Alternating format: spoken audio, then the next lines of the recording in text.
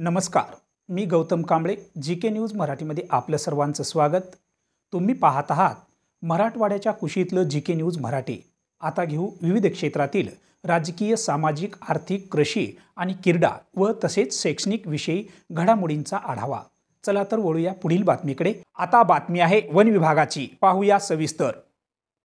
नांदेड जिल्ह्यातील सुप्रसिद्ध असलेल्या सहस्रकुंड धबधबा पर्यटनस्थळ परिसरातील वन जमिनीवर अतिक्रमण करणाऱ्या शेतकऱ्यांना वन विभागाने अनेक वेळा नोटीस बजावून देखील सहस्रकुंड येथील शेतकऱ्यांनी वन जमिनीवर अतिक्रमण करून सोयाबीनची पेरणी केल्याने इस्लापूर वन विभागाने पोलीस बंदोबस्तात वन जमिनीवरील अतिक्रमण हटवून निकषित करून पोलीस बंदोबस्तातच इस्लापूर वन विभागाने त्या अतिक्रमण वन जमिनीवर वन महोत्सव अंतर्गत पोलीस बंदोबस्तातच वृक्षारोपणाची लागवड केली आहे. नांदेड किनवट तालुक्यातील सहस्रकुंड धबधबा हा नांदेडच नव्हे तर महाराष्ट्रात प्रसिद्ध असून अशा या प्रसिद्ध ठिकाणी असलेल्या वाळकी बुद्रुक सर्वे नंबर 52 येथील वन जमिनीवर अनेक शेतकऱ्यांनी अतिक्रमण केले होते.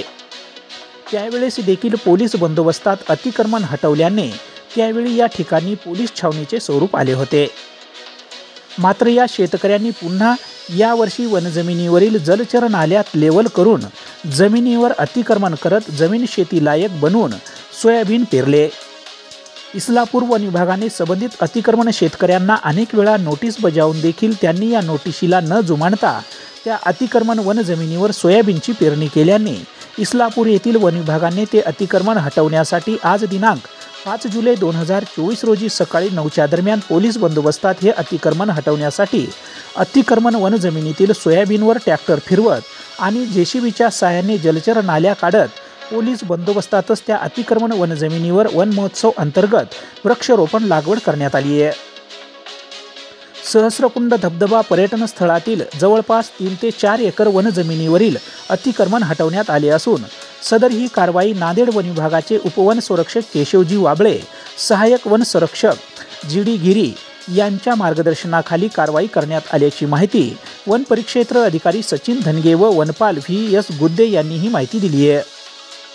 यावेळी इस्लापूर ठाण्याचे सहाय्यक पोलीस निरीक्षक उमेश भोसले, इस्लापूर येथील वनपाल वनरक्षक तसेच वन परिक्षेत्र कार्यालय फिरत्या पथकाचे वनपाल वनरक्षक, वनसेवक व पोलीस असे एकूण जवळपास 35 ते 40 कर्मचारी व अधिकारी उपस्थित होते.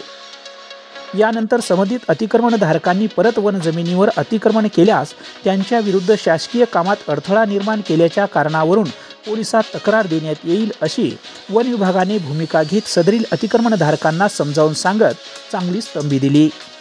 Bureau report, GK news, Kinwat, Nanded.